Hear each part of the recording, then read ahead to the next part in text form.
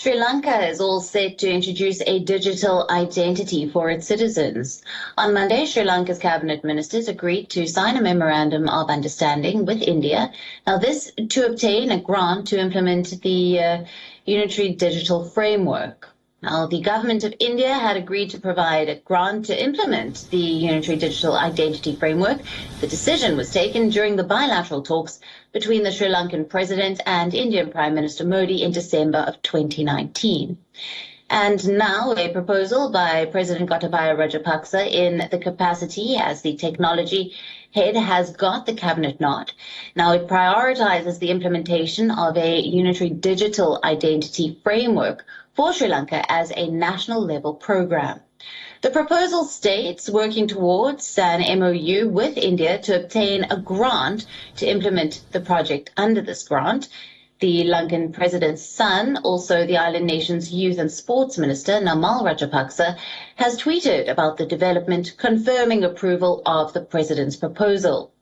Now, here's what one can expect under this proposed unitary digital identity framework. It will introduce a personal identity verification device, one based on biometric data, a digital tool that can represent the identities of individuals in cyberspace will also be included.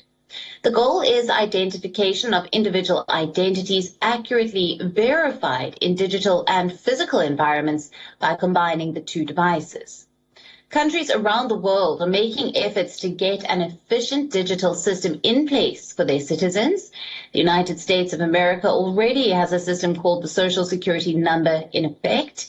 India, too, has its own digital identification system called Aadhaar. Launched in 2009, it is used as a proof of identification and for eKYC.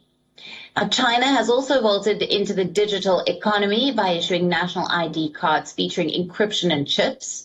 These contain personal information details. China is also striving to build a facial recognition database that will enable immediate identification of its citizens.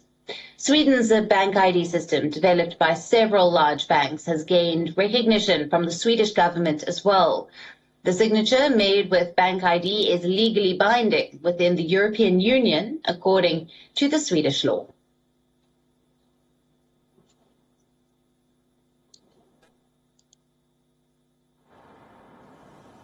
WION, now available in your country.